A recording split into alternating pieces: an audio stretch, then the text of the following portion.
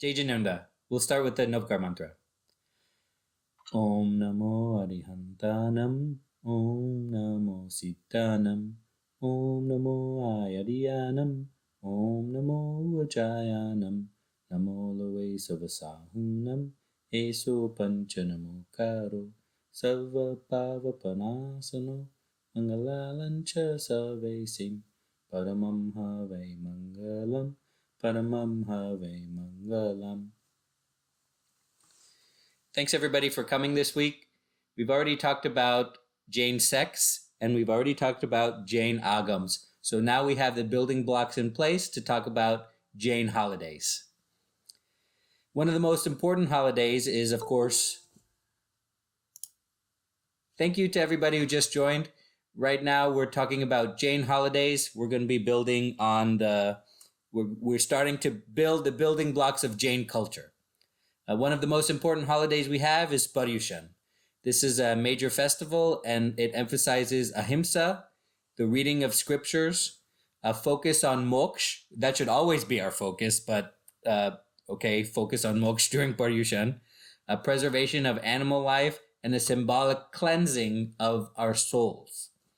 It starts on the 12th day of the fortnight of the waning moon in Bhadarva month. So 2 sentences in, we're already going to be starting a sidetrack here. The Jain calendar is a lunisolar calendar, oftentimes referred to as just the lunar calendar. A very strict lunar calendar is almost used by nobody because each month in the lunar calendar will be in a different season over the years. That is, let's say you had a January was in winter. Well, in years, January will then be in fall, and January will then be in summer on a strict lunar calendar. We have a lunisolar calendar, which means we adjust it so that the months stay in the same seasons. So just like we're used to with our current calendar, every 4 years we have a leap day. In the lunisolar calendar, which we'll just call the lunar calendar from now on, in the lunar calendar, every 3 years we have a leap month. Okay, so an extra month added so that the months remain in the same season. So the Jain months are Kartak, Magsar, Posh, Maha, Phagan, Chaitra, Vaishak, Jeth, Ashad, Shravan, Bhadarva, and Aso. So those are the 12 months. I do not know what the 13th month is called, the leap month. If anybody knows, let me know. I couldn't find out what that month is called. It might not be called anything, although that's kind of weird. It should be called something. They call it Adik Mans, meaning an additional month. Right. That's probably why I didn't find it, because I saw additional month and then I didn't have a name with it. So, okay. So that's very good. Okay, so we're going on a lunar calendar. So we're on these holidays, we're going to be talking about what the increment of the lunar calendar is, of course, a fortnight, which is one complete cycle of the moon, and it's either waxing or waning. A waxing moon you sometimes see as a brightening moon, and a waning moon you sometimes see called as a weakening moon. Okay, so back to Paryushan. It occurs on the 12th day of the fortnight of the waning moon in Bhadarva. And it ends on the 4th day of the waxing moon in Bhadarva. All right, so in Paryushan, we fast and it's 8 to 10 days. 8 if you're Shwetambar and 10 if you're Digambar. The Digambar is called Paryushan Daslakshna or Daslakshna Parva. So the holidays also have a kind of a crazy amount of different names, like Paryushan Parva or Daslakshani Parva, or so if you get it confused, just let me know and we'll talk about it. Okay, so we're all expected to fast on the last day of Paryushan, but a lot of people fast on all 8 to 10 days. And of course, the purpose of fasting is to remind ourselves that we are a soul, not a body. Okay, so our spiritual leaders read out the Kalpa Sutra in detail, which is one of the major scriptures we have. We've already talked about that. They explain the 1250 sutras. And the very last day of Paryushan is important in both traditions. It's either called Samvatsari or Anant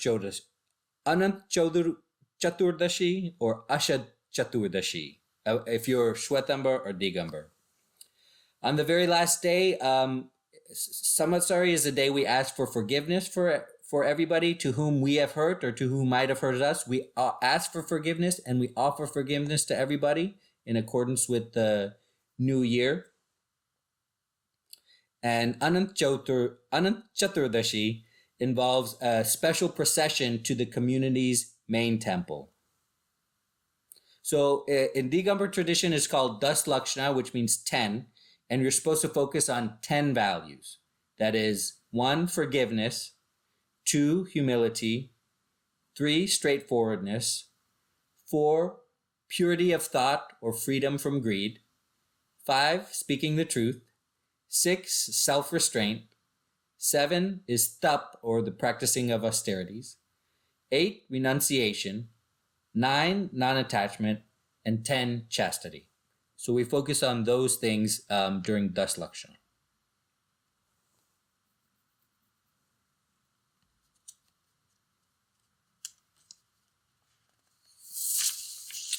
Okay, so Paryushan happens during a time called Chaturmas.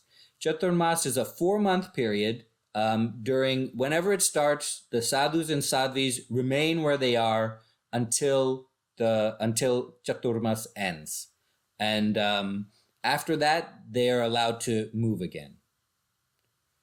The 4 months starts on the waxing moon of Ashad, and it goes until the 14th day of Kartik. So that includes Ashad, Shravan, Bhadarva, Aso, and ends on Kartik.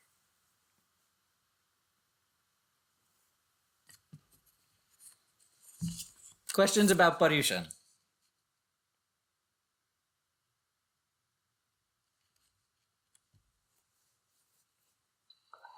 Could I ask a general question? Yes. So, we as Jains are not the only ones that use this lunar calendar. There are other religions that do as well. Maybe, I think the Jewish religion does too, because Yom Kippur is not on the same day every year. Do you know any other religions, or do you know, is that true or not? Or Most religions use the lunar calendar. Hinduism uses the lunar calendar. Islam uses the lunar calendar. I would say most religions use the lunar calendar. I know a lot of Eastern religions use the lunar calendar as well. And when you think about it, it kind of makes sense. If you don't have any scientific instruments, the best way to mark the time is the moon, because the moon changes every night, and you can see it over a period of 14 days. If you're looking at the position of the sun, you have to wait for years before, at least 1 year before you start to notice the changes, and you might not even notice it at first. It is tremendously not as obvious to use the sun as a demarcation of time as the moon. And so that's why most calendars are lunar calendars. The sun is more precise, but it's very harder to see the changes without instruments. does Jainism believe in Vastu? Because Vastu is based on the science of the sun and moon as well. What is Vastu? It's like the feng shui, if you will, that uses the lunar calendar to decide what your proposed fate is, I guess. Does that make sense? Yes, it absolutely makes sense. It's a kind of astrology. I have not heard of that. We did discuss that Jainism has a section in the Agams about palmistry. We discussed that last time. So I wouldn't be surprised if it has this Vastu concept, but I have not heard of it. And when you say waxing moon, is that new moon? Can you clarify that? The waxing moon is when the moon is getting bigger. Okay. The part that we see is getting bigger. So the white part is getting bigger, and it ends on the full moon. No problem. So we have chaudas on both sides, right? You have chaudas for waxing moon and chaudas for waning moon. So one is a full moon, one will be a new moon.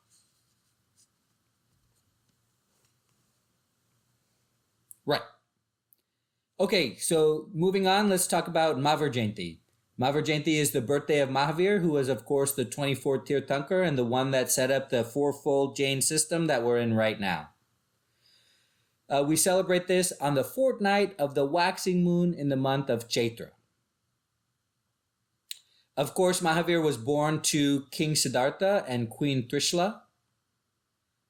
And during Mahavir Jayanti, we celebrate with parades, celebrations, sharing of the faith. We share our faith with other people because other people are interested in why we're celebrating. A chariot procession, a glorification of Lord Mahavir, discussions, discourses, seminars, and devotional and spiritual activities. The biggest party happens in Kshatriya Kund in Bihar because that's where Mahavir was born. So if you want to see the biggest party, you go there during Mahavir Jayanti. Our next holiday is Diwali. It's celebrated on the new moon of Kartik. And on that night, Mahavir Swami attained nirvana and was delivered to moksha. So we think of Diwali normally as kind of 3 nights. The night before he attained nirvana, the night of nirvana, which is Diwali day, and the day after. Because of course, Gautam Swami attained nirvana the day after because he was attached to Mahavir, being his first disciple, and he learned the lesson of non-attachment. And so as soon as Mahavir Swami died the next day and went to moksha, the Gautam Swami learned that lesson and went to moksha the next day. So we kind of celebrate in this 3-day span. So during Diwali, we spend the night in reciting holy hymns and meditating about the life of Bhagwan Mahavir.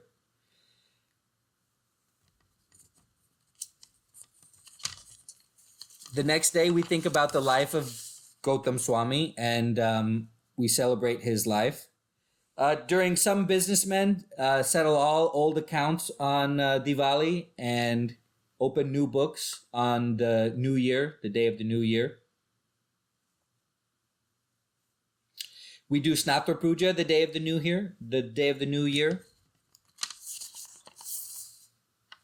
And Diwali is called the Festival of Lights because 18 kings lit lamps in honor of Mahavir at the time that he attained moksha.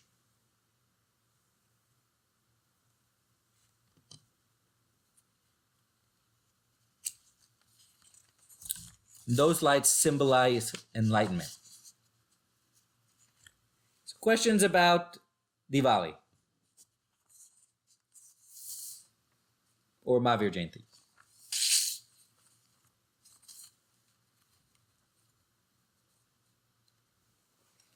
Okay, I would say those are the big 3.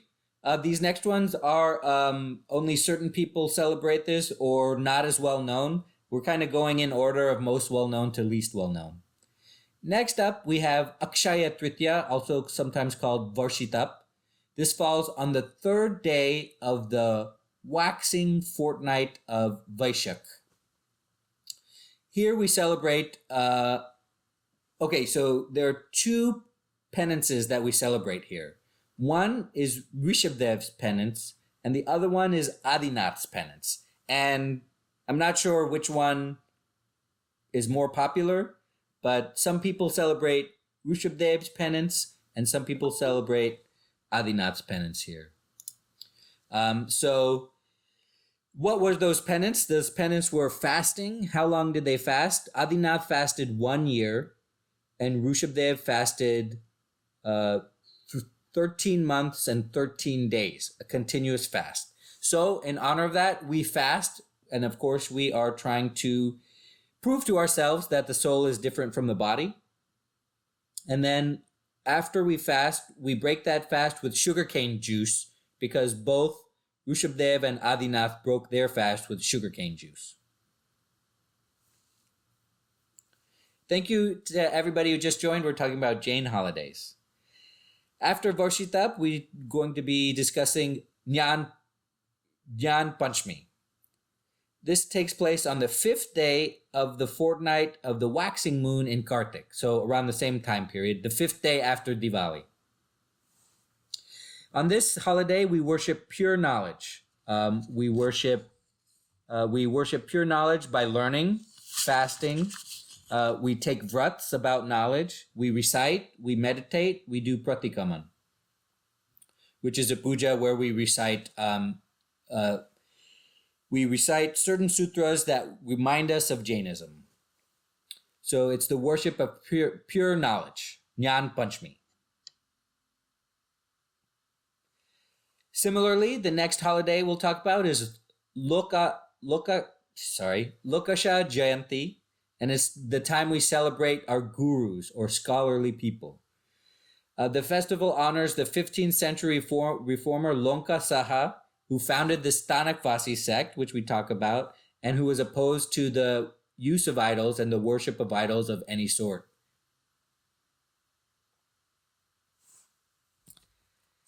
So questions or comments on any of those? We talked about Akshaya Tritiya or Varshitab. We talked about Jnana Panchami, and we talked about Lokasha Jayanti.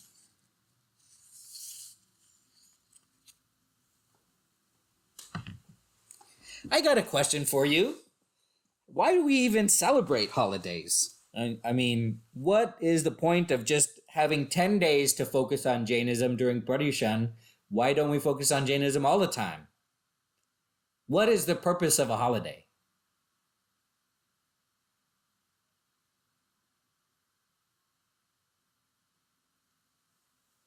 In general terms, I mean, I guess holidays, I would call it as, a refreshing or doing something different other than your routine is the way I would think the purpose of the holiday is. Right. So, but shouldn't we be making our behaviors on the holiday our routine?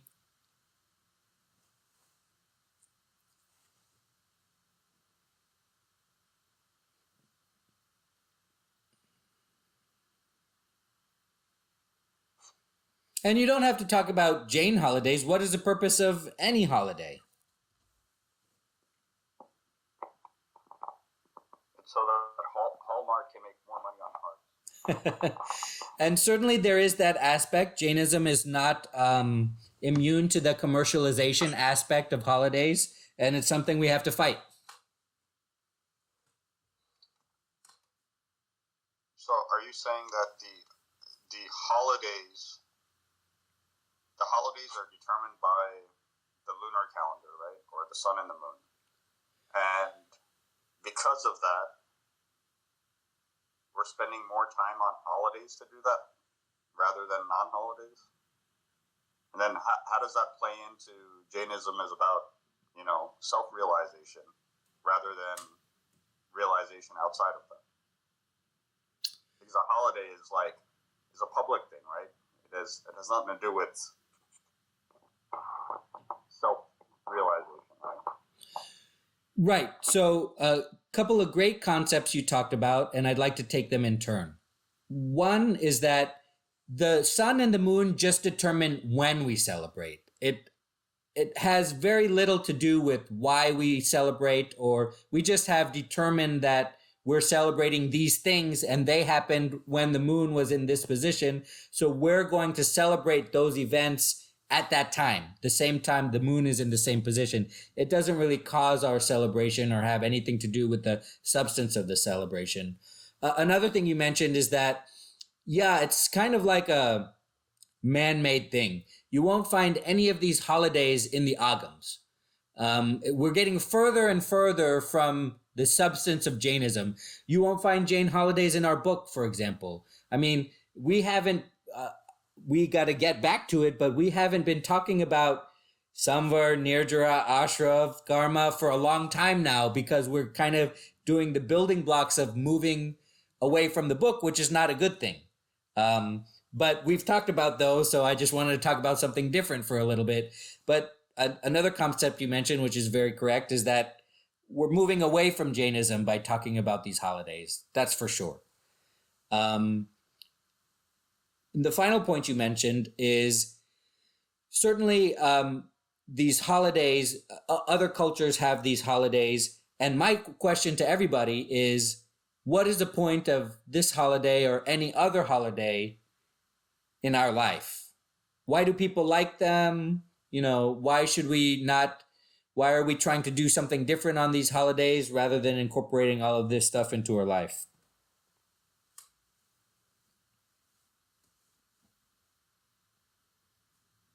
And do you think maybe holidays are giving us an excuse not to incorporate these things in our life? I would say, I'll do that on Paryushan. I don't eat root vegetables and all that on Paryushan, but we shouldn't be eating root vegetables every day of the year. And so if we shunt it to Paryushan, we compartmentalize saying, it gives us an excuse not to do it the rest of the year because we focused on doing it during Paryushan.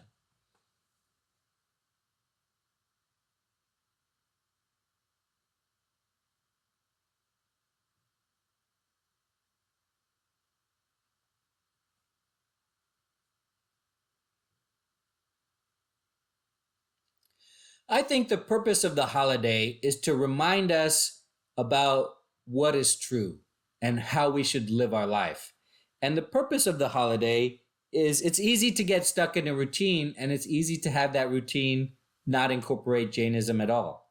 The purpose of the holiday is to refresh ourselves and remind us what we should be doing. We should be doing all of the things we do on holidays and festivals in our normal life. We should make it part of our life. I'll give you a little bit of a crazy example. When you do a diet, okay, the purpose of the diet is to show yourself that you can do it, that I'm going to take this 2 months and focus on eating right and exercising. But nobody thinks that the purpose of the diet is to be just 2 months and that's over. It's to change your life, which is hard, right? It's to change your life to make that be a part of your everyday life. And that's hard. And the purpose of the holiday is the same thing, is to remind ourselves this is what we should be doing. And it helps that other people are doing it at the same time. So we're supported by the community. And hey, this is what we should be doing every day, is to incorporate these practices into our life and to make a lifestyle out of it. But it's hard because there are forces working against us all the time to try to not make it part of our lifestyle. I think that's the purpose of the holiday. Anybody disagree?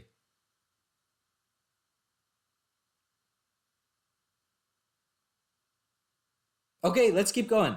Let's talk about Kartak Purnima. So remember, on Chaturmas, the sadhus and sadhvis stay in place for 4 months. So in Kartak, when Chaturmas ends, all the sadhus and sadhvis can start moving again. And so it's a celebration of movement. So all us Shravaks and Shravikas, we go on pilgrimages. We pilgrimage to other sacred places that are not in our town.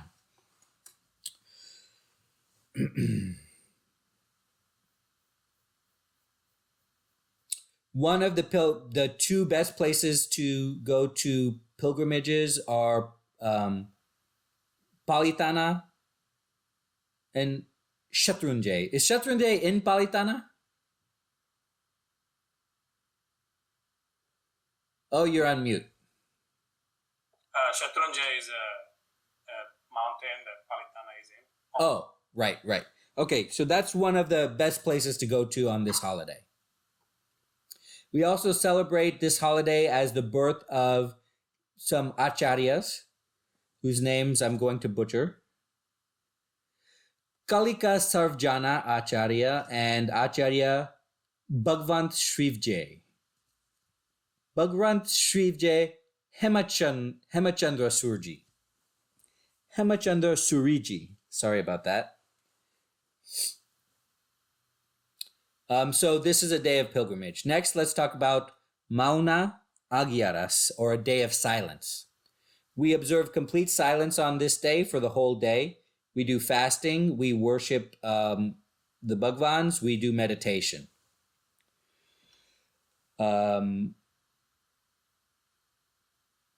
We tell stories. One of the particular stories we tell are about the 150 Jineshwaras and the story of Survat and Shresti. Does anybody know that story?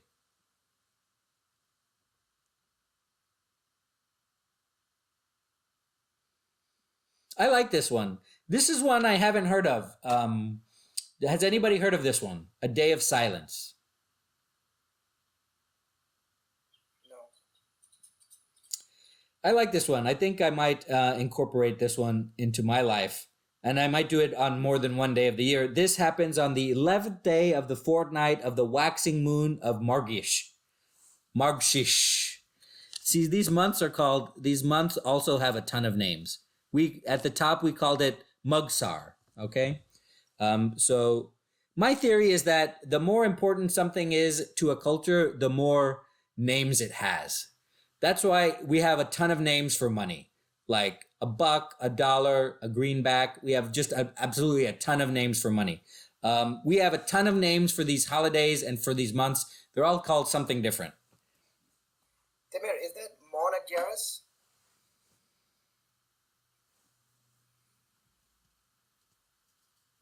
That the day you're supposed to keep the mourn all day? Yes, that's what we're talking about. Oh, okay. Okay, now, yeah, I've heard about Mauna Gyaras, but not a story behind it. Right. Next, let's talk about Oli, sometimes called Ayambil Oli or Navapad Oli. The reason it's called Navapad Oli is because we meditate on 9 things. The Panch Parmesti, which are 5 things. Jnana Darshan Charitra, which are 3, which 5 plus 3 make 8. And Thap, which makes 9. So we celebrate it twice a year. We celebrate it in Chaitra and Ashwin, which we called Ashad at the top, okay? And we do semi-fasting. We take 1 meal a day. And the thing is, that meal, it doesn't have any spices, salt, milk, oil, butter, fruits, or vegetables. So we take extremely plain food. And we concentrate on the sermons that are given that day. Those days.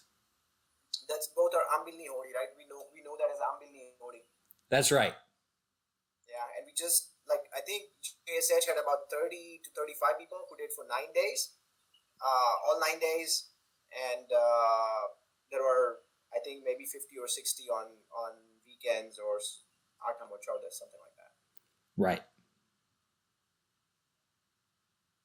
And just one thing, growing up, I thought Ambil was very difficult. I still think Ambil is difficult. But one thing is, we have a very good team that actually puts this together. They actually offer tiffin options. And I remember as a kid, when I went to Ambil Shala with my mom or my aunt, they will ask me to eat something, like just anything there. And I'm not doing Ambil, but they would say, okay, try it. And I think it's a great way to do it.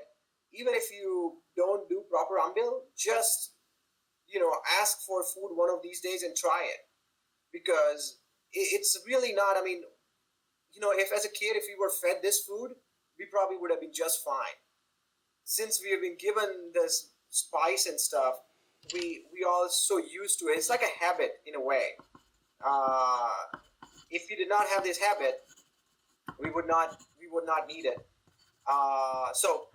It's a great way to try a different practice and kind of get out of the habit we're in.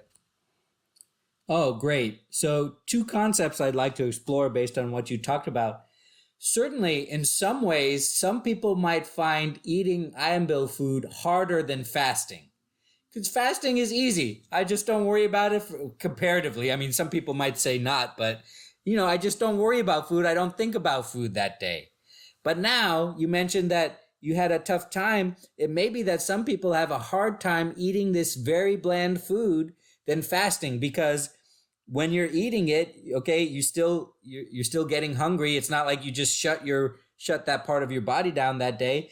And then you're also missing those things, right? You're missing those spices, you're missing that taste, and that makes you want it more than if you had been fasting, right? So I definitely agree that for some people, this Ayambil food might be harder than fasting itself. I have a question. On Ambil, is it only eating it once? Or Yes. Just once? Okay. Yes. Once a day. And the second concept was, what are we supposed to be thinking about when we eat this Ayambil food? We're supposed to be thinking about food is fuel.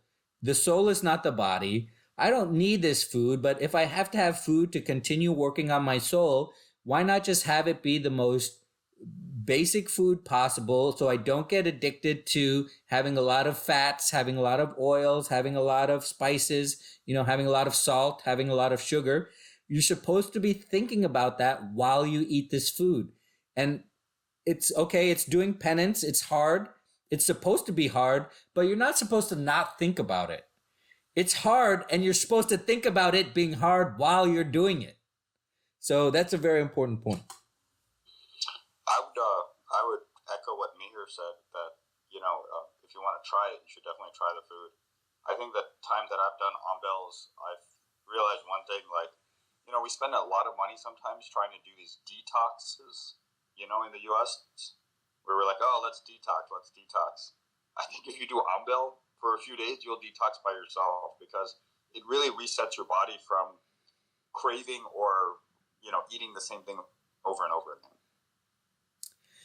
You know what happened to me one time when I got rid of a lot of these, I was trying to get rid of, I'm trying to cut down on my salt, and I was trying to get rid of a lot of processed foods.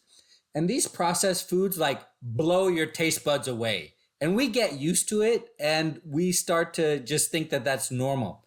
You know what happened when I cut that out of my life? I realized that the milk that I drink cow's milk, fat-free cow's milk, skim milk. That milk is actually sweet. I don't know if you guys knew that. And I did not know that before I let my taste buds recover from blowing them away every day. The milk that might be in your fridge right now, it's very, very sweet.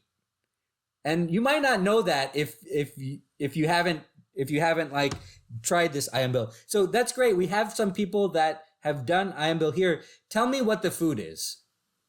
Tell me what you ate and what the food was. So which one was tasty? Well, I can tell you that the last Ambil I did this not this Sunday but Sunday before, whichever it was, during Ambil. It was, they have such a variety. That's one thing. It was a myth that you don't get a lot of food in Ambil. You do. The other thing is, it's let me put it this way. When I came to US for the first time, and somebody let me try the Taco Bell food, I would say I will never eat again in my life. And guess what? I did it. It's developing a taste. The food is really good, much better than Taco Bell or any other. But like you said, I think we're so used to the processed food, when the real food comes into our plate, we don't like it because we just don't know what it should taste like. So that's why I think we should try. It was like the variety. The other thing is to do, what I've learned is, I eat roti every day, in a way. So I don't eat roti. I eat other stuff. I eat rotlo. I eat something that I'm not so used to every day, because then your mind naturally tries to compare and say, okay, this is how roti should be. There should be ghee on it and everything. Well, I don't eat rotlo every day, so I try rotlo instead of rotli. Then there are other things that, those who do Ambil will tell you, for example, how to eat it. And I don't want to kind of go into specifics right now, but the food was delicious. I wasn't hungry at all after that. I felt really good at the end of the day, because my body doesn't have to process all these grease and other stuff. When you do it, a lot of people, it's a good feeling. It's just a positive vibe that we get. And it is more choices food-wise than you would eat on a regular day. That is definitely for sure. I think one thing I would add to that that Mihir said is that Ambel food, when it's usually served, it's served very warm and hot. And that changes not only the taste, but probably the energy you get from the warmth of that, that your body is not used to eating because we're used to eating cold food sometimes, That's one thing. The second thing is that it's change. So it's difficult, as in like you have to get used to it, right? But I think that if you try it and you figure out what you like, this time I went one day to go give out food for Ambel, and there are certain people that eat certain things in a sequence, for whatever reason. They've been doing Ambel for a long time, and they eat mug first or mug nubani first, and then they have a sequence of how they do that. And I don't know, guys like me, we just eat, right? Like whatever comes, we just start eating it. So there is some science to it. I'm not sure what that is yet, but if someone wants to try it, I'll definitely hook you up with my mother-in-law. She's all a big fan of it, so she'll be glad to go ahead and help you guys out. Good question. So is Amel food more about no salt, no sugar, no spices, right? But is fruit included or not? Why is it? So it's supposed to be all natural? Just including, they use the salt, but salt they use is Sindo Namak. So there is no such things. It's Moru Khawano, but it's you have the spices like the black pepper they use and Sindo salt, Sindo Namak. So it's food to fuel your body only, which I guess you're saying all natural stuff, right? In a way? No? Then isn't fruit also just natural? I mean, are you saying because it has just natural? There's no. Why is that not okay to eat? Because the fruit has been agriculturally grown to be super duper sweet.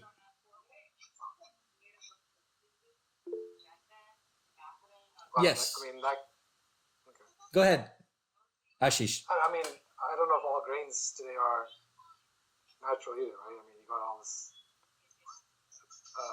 news about how cross contamination or whatever could have made better, So usually during Ambel that I've seen is they use mostly kator, so mostly lentils, that they boil, steam, blend to make the food. Ashish, maybe your question, if I interpret this right, regarding vegetable and also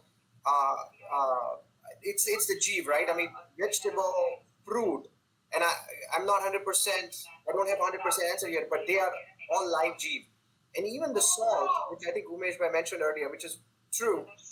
One of the things I learned of my Pachala teacher, that salt actually jeev. The salt we have, it's not like, I don't know how to explain it. I don't know if it's Ekindriya, Beindriya, but they actually asked us. So now we don't have a spoon in our salt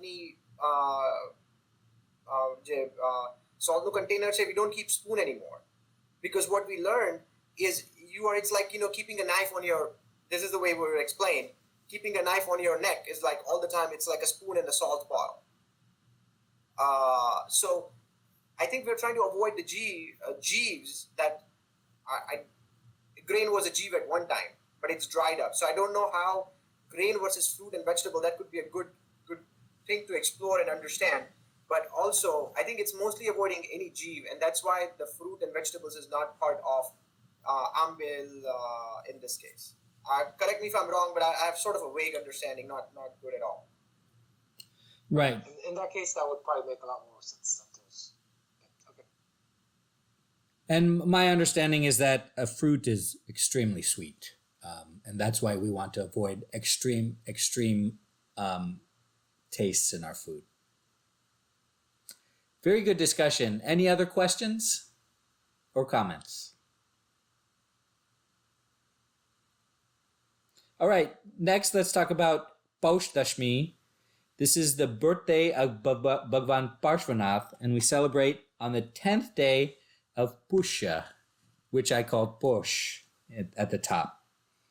We perform continuous fasting for 3 days,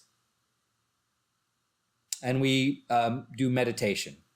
Next, there's a procession that happens in Sankeshwar. And that's the Parshvanath's birthday. Finally, we have, I'm going to screw this one up, our Grand Consecration Festival, which is called Mahamastakabhisheka. Oh, I didn't screw it up. That's very good. So we anoint Jain images all around the world. And the most famous celebration of this happens in Shravanbelgola, which remember is a very sacred place, remember from last time, in Karnataka, India. There's a statue that is 60 feet high of Bhagwan Bahubali, who was the son of Rishabhnath. So we celebrate every 12 years. I don't know. The next ceremony is in 2030. So we just had one in 2018. And so there at Shravanbelgola, there's a statue that's 60 feet high of Bahubali, and they pour like sandalwood paste, and they put roses, and they put holy water. They pour holy water down the statue. So we anoint our Jain images. That's the most famous one, but it happens everywhere around the world. And we anoint our statues and our pictures and our the places we have in the temple. And we remember the exceptional qualities of the people that are displayed in those images and those idols. So that's if you ever want to go see that, that's something to see in 2030. Make your plans for right now and go to Karnataka, and we can do that there. So questions or comments, that's the last one I have. Questions or comments about anything we talked about. Of course, we talked about the three big ones, Paryushan, Diwali, and Mahavir Jayanti. And then we went into some lesser known ones. I hope that you find some favorites there and try to incorporate them into your life. I certainly will on mine. I like this Day of Silence one. I think it's a vow that I could do, and I think that will make me concentrate on my soul rather than my body, and it will make me turn inward, and, you know, it will make me realize that the things I have to say are useless. They're not worth anything. They're not worth more than the things that I do. So I really like that one. Timur, on that day, looks like I looked it up. It's going to be December 14th Okay. this year, and let's see if I would like to do that as well on December 14th. So we'll remind each other and everybody who is interested in doing that day. We'll find out more about what is because there is, one interesting thing about whether it's Naupat Puja or Mona Gyaras or Gnan Pancham, there is things after it that there is Vidhi. They call it Vidhi, or kind of procedure, if you will, that we should follow that day. And if we can do that, I think it takes our mind away from other things or other routines like we talked about on holidays. So we'll try to find out that as well and see what's feasible for that. And so I'll try to get some more details on it. Oh, thank you very much. Other questions or comments? Now, next week, there is Patsala for the older kids face-to-face. We will still be online. Bhavin has volunteered for people that go there. Of course, I know that you have to take your kids to Patsala there. That's fine.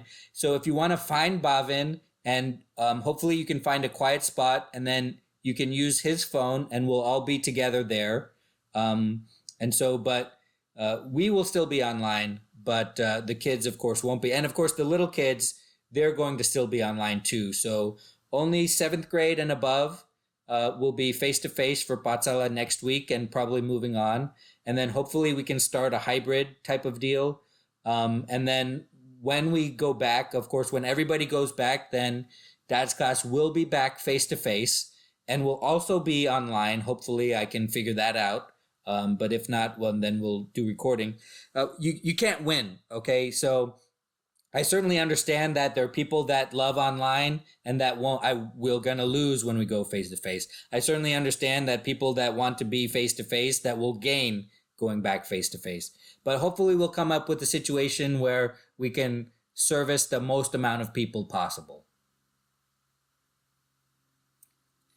Timur, I think that's a great idea. Hybrid approach is ideal to, at least I've seen even in my classes at school, they've gone online, but a lot of professors offer that convenience, which actually helps. When you can't go, you can still keep the continuation of the coursework by doing so. So I think hybrid is really the great idea for the future. Okay, then I might have to pony up for the extra part of my phone plan to let me use my phone as like a tether, and then that way my computer can connect to the internet on my phone. Then that way when we're face to face, then we can still have our online friends. So I'll probably do that. Yeah, and definitely, if just a thought from that, I don't know, I've never tried in the trailers if you have a good Wi-Fi system, but that's something we should ask for, because I think, I don't know what the Pachala's plan is going forward, but it could be a good addition to have a good Wi-Fi system in all the trailers, so that it can be used for future if other class wants to do the same thing. I can tell you that the IT team had a capex where they extended the Wi-Fi to the first 2 or 3 trailers that comes in properly. So that's A, B, and C. That's the closest ones to the temple. The trailer we sit in all the way in the back, I haven't tried it there, so I don't know. But the whole fact that the little kids aren't coming, we should be able to use our original room that we were, allowing us to get proper Wi-Fi inside the temple anyhow. I'm assuming. I think the other thing was when we put it in, I remember testing it. It was pretty good, but even when we all go there and people start using it, then the service becomes degraded. I think that was the other problem that was happening. All right, so a number of challenges. I just ask that you work with me and be patient as we transition. It's going to be a transition period, but then we'll become into a new stable period where everybody will know what the procedure is. Thank you. Just one point I want to make on this point, because as you know, at Dad's class, we kind of help them. And I think we have some expertise here in terms of helping Pachala in that front, because we may not have as many people, but I know, like, for example, Karika's class, people are from Washington. There are people from Austin I saw in one of the other class. I think it will be a great service if we can provide this technology. If teachers are not to push it that way, like, since you are already wanting to do that, we could be a good pilot. If we might we might as a class find a solution for ourselves, but if we do it for other classes as well, I think it'll be beneficial to a lot of kids who are out of state. So something as we transition, I think if we can help, I don't know what the answer is to get a Wi-Fi system, maybe run a router cable over there and then have a Wi-Fi there. Something like that could be done, so that if we work in parallel, maybe if it doesn't happen in short time, it can happen in a bit longer time. It's something we can help. I would certainly want to help with that part. Sure. I certainly agree with you, and I agree with where you're coming from and the principles that you're coming from. I want our classes to be as accessible all over the world as possible. However, there are some issues that we may not be discussing here, which is why it's above my pay grade, and we need to talk to Hemender about it. One is that some of the teachers want to get rid of this online stuff, and when we go back face to face, they don't want to have to worry about computers in the trailers because they've never worried about that. So in their mind, this is a transition, and it has always been, and they don't want to do that. So that's why it will have to come from Hemender. Second is that the JSH needs to work out a membership policy. I think it's a great idea. Whether we want, let's say, a person joining in from Washington, whether we want them to being a paying member of the JSH who has paid their dues, or if we can give them some kind of out-of-state membership, that will have to be worked out at levels that are above me right now. So there are it's a multifaceted issue. And so I think that we should that's something that we should strive for, and we should bring it up to the leadership and to Heminder and the Patsala committee. Other questions or comments? Regardless, we stay online or not. Are we planning to continue record these things? Absolutely. Okay. It's much beneficial. I finished the lessons that I missed and about the prayers, how the prayers help or not. Oh, okay. What did you think? I have mixed feelings about it. I do believe, I kind of had an intuition that all the prayers what we do typically is point to us. That was my original question because of that. Then I also think one of that, the universal prayer that you mentioned, that was a very good discovery for myself. But then the second aspect was, we do believe and we do think the devs and devios that they can actually make impact to this human beings, right? So the prayers pointing it to them, asking help for others could be beneficial. Yes, that is a great point that we did not discuss. So just for everybody's benefit, remember, when we pray to Mahavir to intervene in our life, nothing happens because Mahavir is in moksha and he is residing there in ultimate bliss. However, there are heavenly beings and hellish beings which can interfere in somebody's life. And they can interfere for good or for evil. Okay, and so there are ways to pray towards heavenly beings. So Bhavin's point was that actually our conclusion might have been wrong because when we say, I'll pray for you, let's say I'll pray for you for another person, what I'm doing is I'm praying to a heavenly being to intervene into your other person's life. However, the counterpoint to that is, of course, karma. That is, that person's karma has a lot to do with whether that intervention happens. So maybe my prayer is not as useful as much as that person's karma. That is a very good point that we did not discuss last time. Thank you for bringing that up.